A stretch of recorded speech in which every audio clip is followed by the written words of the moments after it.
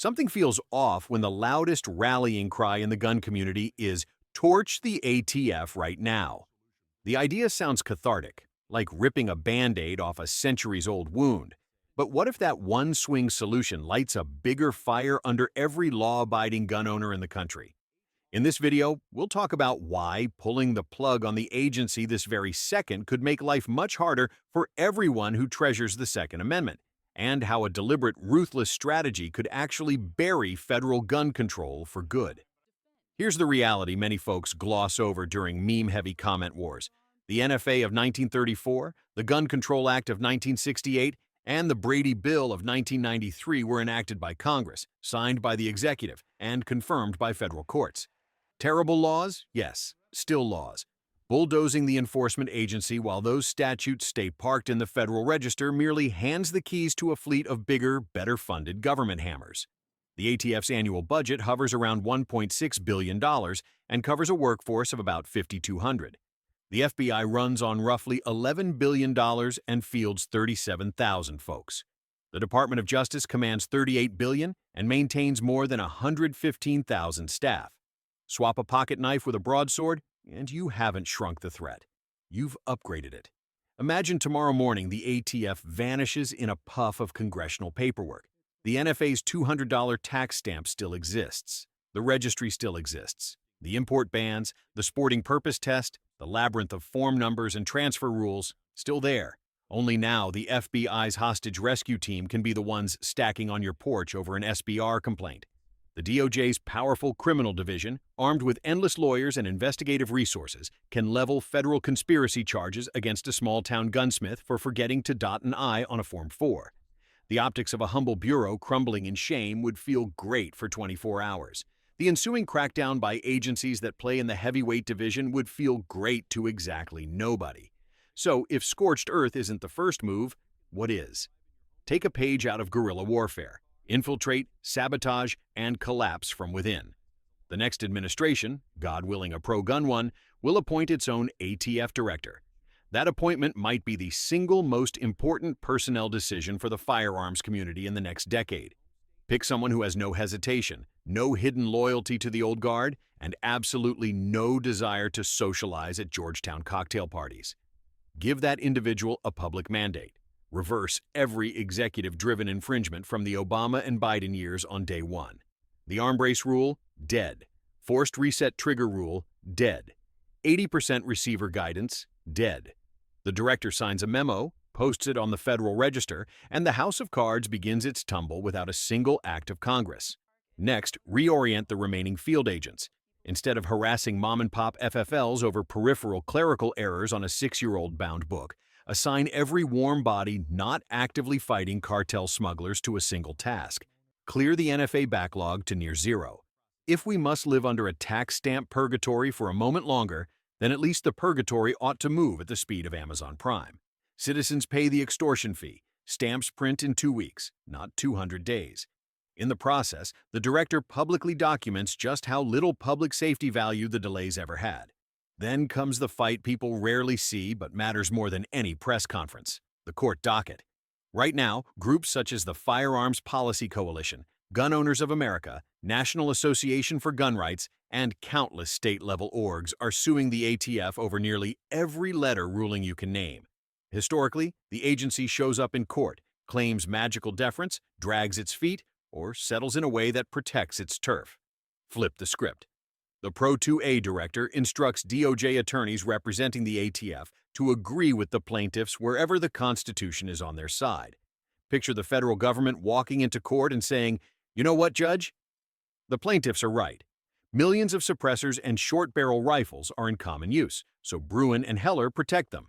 That tacit admission neuters the NFA's most obnoxious pillars faster than 1,000 internet petitions. Once an appellate panel, or better yet, the Supreme Court cements that reasoning in a published opinion, the Brady crew can wail until the end of time. The precedent will protect owners across 50 states. Meanwhile, the Import-Not-Export Office, an overlooked corner where anti-gun mischief festers, switches from gatekeeper to gate opener.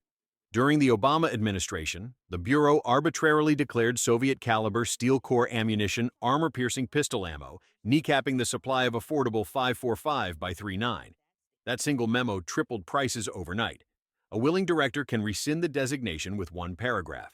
Shotguns once barred because a bureaucrat decided they looked too tactical?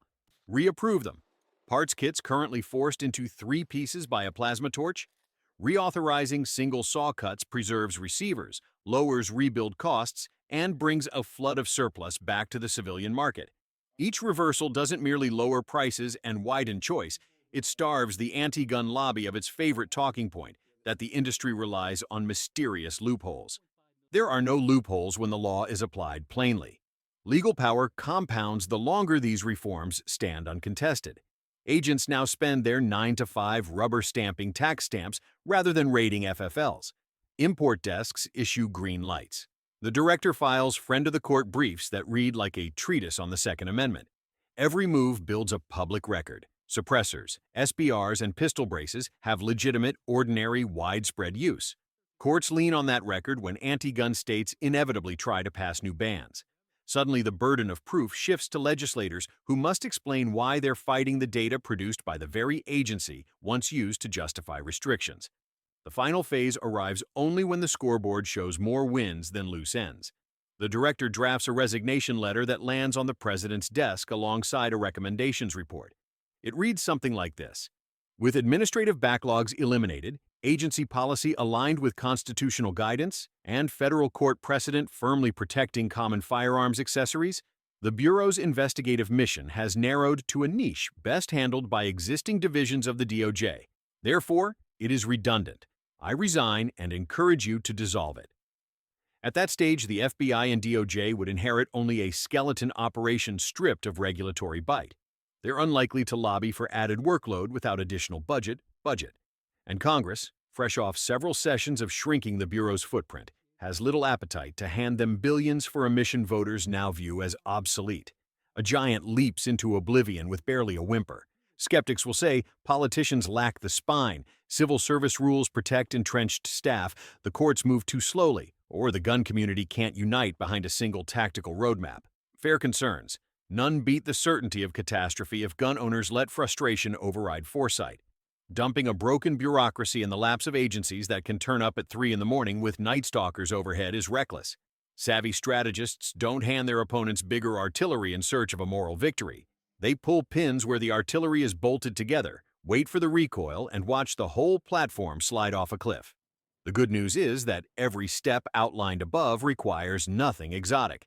The director's power to rescind guidance, reprioritize field divisions, and instruct counsel originates in the Code of Federal Regulations. The president's authority to reorganize and sunset agencies has precedent stretching back to FDR. Federal courts are already receptive. Bruin explicitly reminds lower courts to weigh tradition and common use over bureaucratic interest balancing. Even the old knowledge barrier, finding someone both fiercely pro-gun and competent enough to run a complex agency, shrinks every election cycle. Former Army officers, industry CEOs, constitutional scholars, and state-level regulators willing to treat the job like a burn-after-reading mission stand ready. Some have already said so on record. What about Congress? We still need repeal bills working their sluggish way through committees.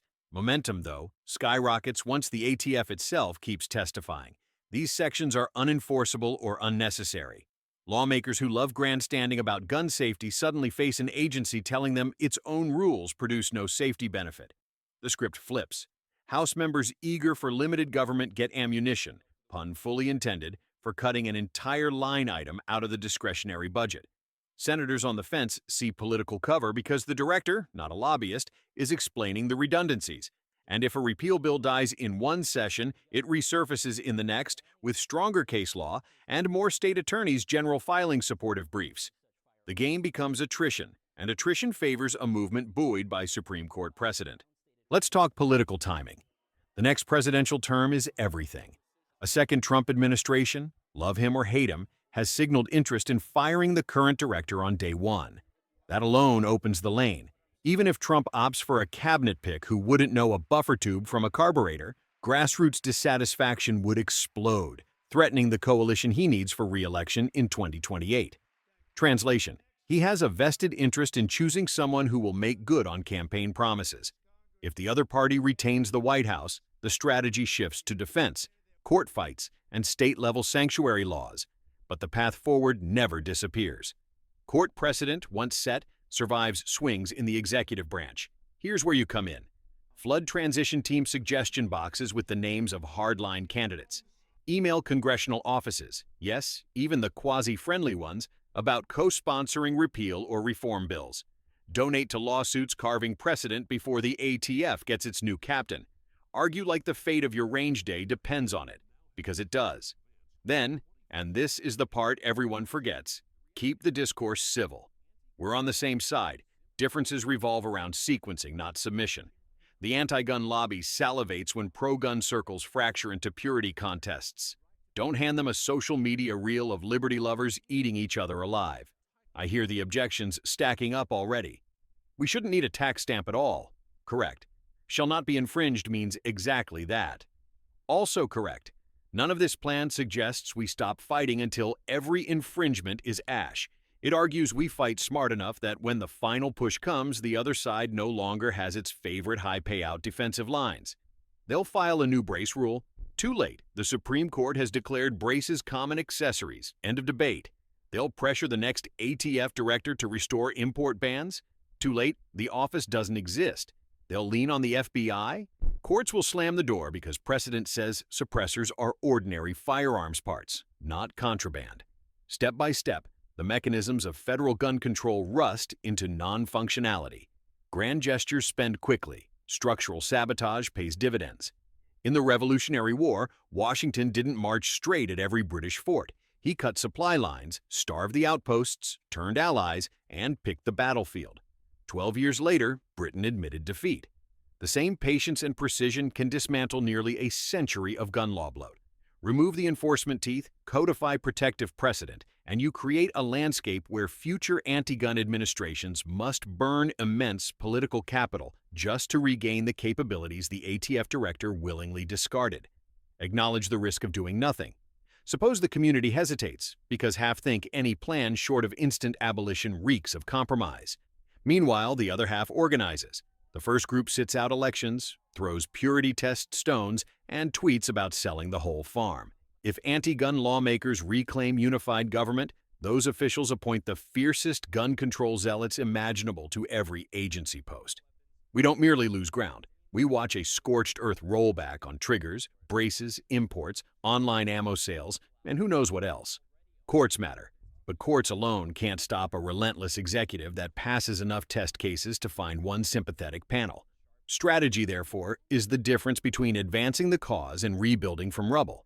I've seen people claim the FBI and DOJ will never devote meaningful resources to policing everyday gun owners. They point to the Bureau's current priorities or the DOJ's giant caseload. Don't rely on bureaucratic laziness to guard your rights. Political pressure reallocates funds better than any mission statement. If the ATF disappears and activist groups approach friendly lawmakers demanding robust enforcement of existing law, budgets follow. The same majority that once funded the ATF can pump money into the DOJ gun crime division. This is exactly how task forces grow: exploitation of convenient outrage. Better to defuse the explosive before someone drags it into a new building. Some ask, why not push Congress to repeal the NFA and GCA first, then kill the ATF after? Because Congress moves really slow. Even the cleanest bill takes months of hearings, markups, committee votes, and floor debates, and one undivided government can undo everything in a single term. Agency memos can change overnight. Litigation can ironclad rights inside 2 years. If both tracks happen at once, perfect. If repeal stalls, courts keep driving nails into the bureaucratic coffin. A smart director speeds that timeline instead of waiting on Capitol Hill's glacial process. But what do you think? Drop a comment. Dissect every sentence. Tell me whether I nailed the tactical roadmap or lost my nerve. Just keep it civil. We're all barking at the same moon. If you think I'm wrong, explain how your plan avoids burying us under the FBI's caseload. If you think I'm right, share the video with friends who chant "End the ATF" between mag dumps. They might thank you when they realize the shortcut leads straight into a minefield. Like, share, hit subscribe, slam the bell, and keep powder dry, in both the literal and metaphorical sense. Let's win the long game, not just the loud one.